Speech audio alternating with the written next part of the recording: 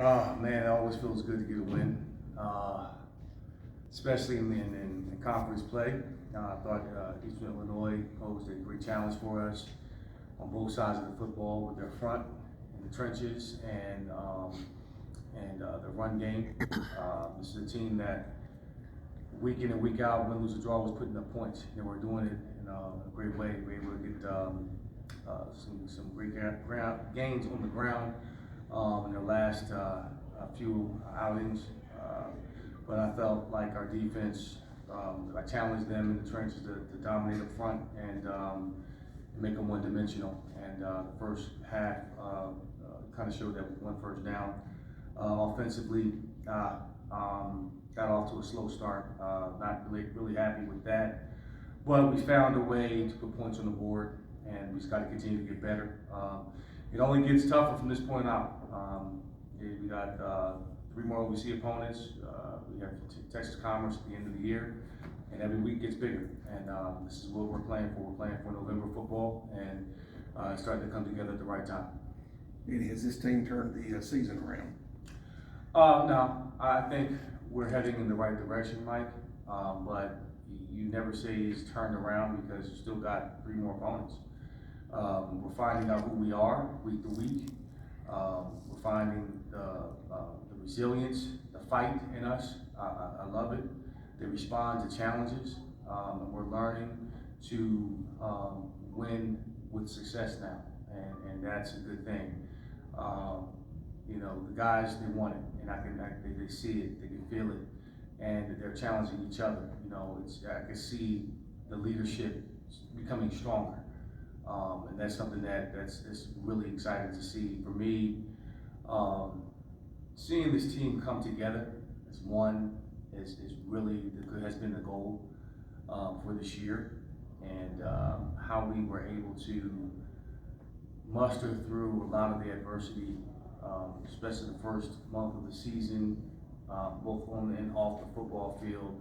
We had to go through that in order to get to where we are now, and I think the guys see that. So the expectation is to continue to win.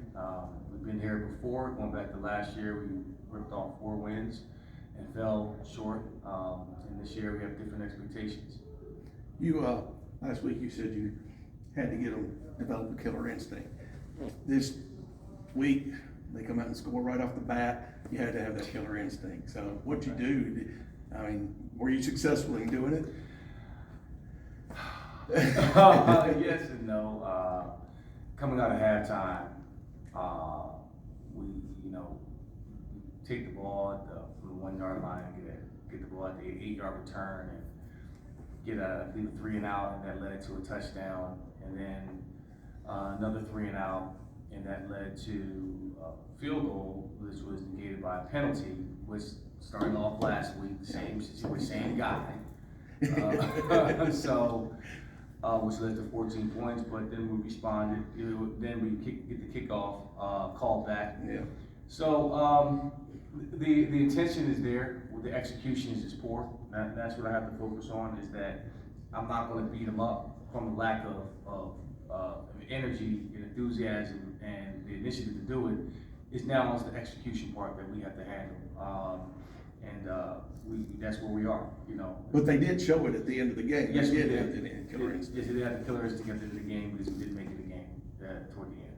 My last question: how tough would it have been to face all those old guys tomorrow, coming off a loss at the halftime when you get with all your old teammates? Would they have given you? Would they have ragged you out about it, or? You know what? They probably would have been more supportive. Tough loss yesterday, but you'll turn it around. I mean, they probably would have rigged me a little bit. I'm excited to see a lot of my teammates.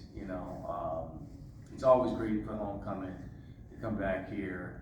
Amy Adams-Strunks does a wonderful job of making this all feel welcome, from the generations going back to the Oilers, and just the great players that have played here. It's great. CJ called me today, FaceTime today on the way to the stadium, and I think he was here at the game. He was. Just showing support. And Lindell.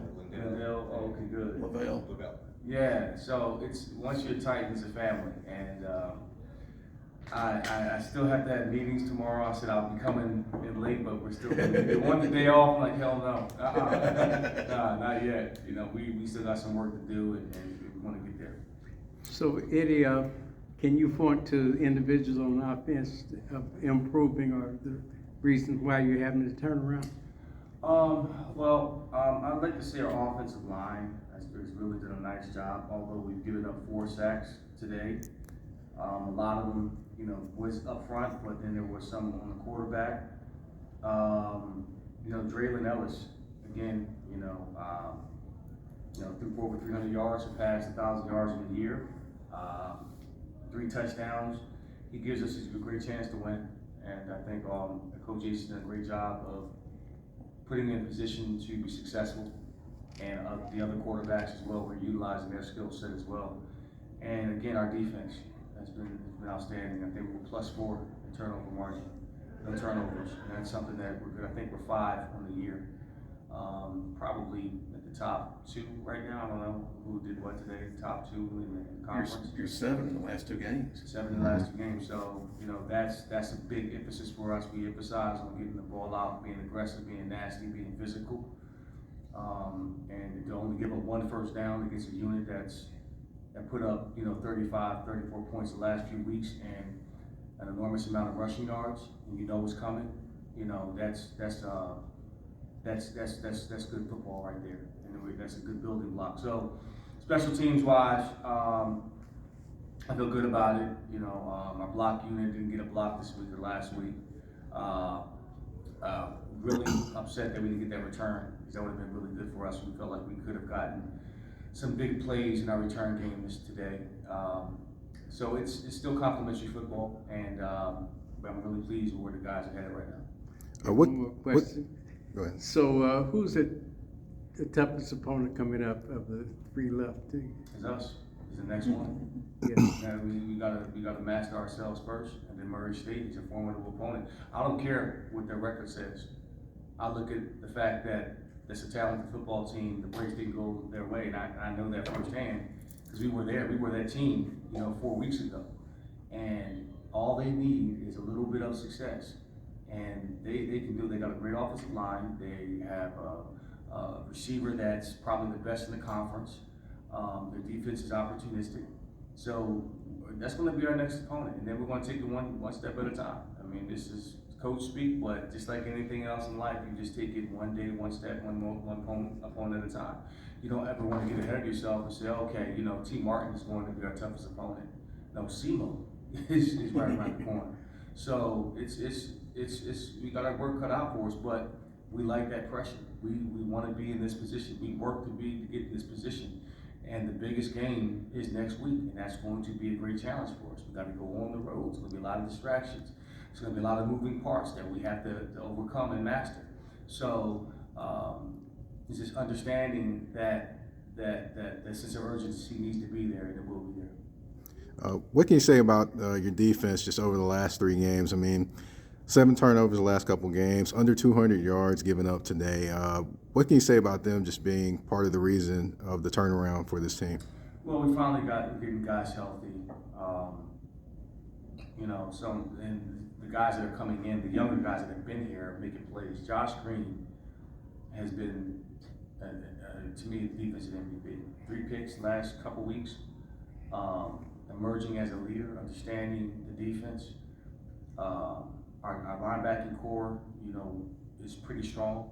The guys have really stepped up, like Kayvon Pope, Deshaun Bryant, Michael Crawford,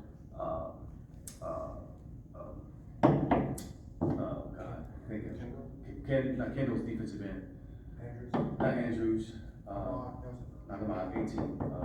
Straughter, Terry Straughter. They've all stepped up big time, and our defensive coaches demand excellence day in and day out. I think they play with with a chip on the shoulder. They play with an attitude, and that's what we're about defensively. We want to make the team one-dimensional, and is paying attention to detail. We become more disciplined in our run fits. We're playing for each other, we're trusting each other, and we have this thing. We do our job. You know, you have to know the situation, know your opponent, know the plan, and then execute. And they have embraced that as part of their mantra, and that's what they go through. You know, we put them in situations where they've got to execute and trust each other, and we're learning to do that. All right, as far as J.J. Holloman, I believe he had his best game as a TSU Tiger today. What did you see in him this week to kind of, maybe lead towards this, or have you seen him in the last few weeks to kind of lead towards this? He works hard. I mean, he just shows up every day. What you see out of him today is how he is in the practice field. He comes with workers' mentality. Every rep counts, every practice counts, every drill counts. He competes, and that's why you're seeing him getting more and more involved in the offense and having the type of day that he's having. And knowing JJ, he wants more. He wants that 200-yard game, and we're trying to get to that point. But we're still trying to grow as a team, trying to grow as an offense, and that's something that I challenge everybody in the building with is evolving and growing into becoming a dominant team and winning in those types of situations. So again, JJ is a big target for us, but really our receiving core, Deshaun Davis, his play has been miraculous. He's been big for us on third down. Made a big play in the second quarter to put us in scoring position. Just refusing not to go down. Tough player. Great without the football in terms of blocking. And again, that's something I can say about all our receivers. And I keep telling them, that unit, that our better days are ahead of us if we continue to trust the process and work toward that. Did you set out to make the receiver core as deep as it has become? He's completed passes to 9, 10, or 11 players each of the last 3 weeks. Was that done intentionally? Last year we had 2 players, and that was Rock and Igbalo and Star, the 3. Yes, we wanted to spread the wealth and have more of a system versus depending on 1 or 2 guys that you can just key on. Now you have to, it keeps defenses honest. You got to either play the pass or run. Becomes a real chess match now. Now Star, receiver out the backfield, saw his impact, and we're able to run the football efficiently. That's something we didn't do a great job of today, but yes, that was intentional, is to get as many playmakers in the building as we can, so we can distribute the ball efficiently. And do you bring them in? Like, do you start with a group, and then is there a B group and a C group? Yeah, we have different groups. In the Big Ten, we have different groupings that we like to pair them with, and that's kind of how we operated. There isn't necessarily one starter. We rotate them as we go, and we have some guys that are starting to emerge, and guys like Ray Rose that hasn't had a great opportunity. He's been practicing really well. I think, as the season goes on, we'll kind of get him incorporated karate. It's a big target, when we really want to get him going. We want to get our tight ends going. So as long as we're putting them in position to be successful, that's what we want to see. How did you get the momentum restarted after 0-4 start? And do the players think they can break 500 this year? Well, we just focused on the next week.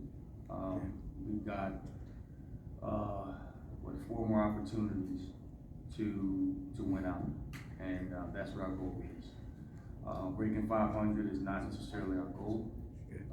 We're not focused on, hey, let's break 500. We're trying to win a championship. That's our mentality, and I get a sense that's what the guys believe in. We're happy, but we're not satisfied. The other part of that question was? Turn it around from football. Oh, turn it around. Coming out of the bye week and playing lane, that game hadn't happened for us. It brought to surface a lot of things that didn't serve us. We fought hard in that game. I felt like situational football wise, we did everything we could to win that game. It just didn't turn in our favor. And from that point on, how hard we played and how we were trying to play to win, regardless of who it was and the opponent was, the effort was there. And just changing perspective. You know, we could say, yeah, we're 0-4, but the reality of it is, you know, we could be 3-1 with the difference of 1 or 2 plays. That's the slight edges in this game. So did Lane play above their? Lane deserved to win that ball. They I don't know if they played above, below, or that they won. But it wasn't the fact that, you know, we lost to Lane. It was painful, and it brought out a lot of things from a behavior standpoint that we had to address. You know, you have to behave like a champion before you become one.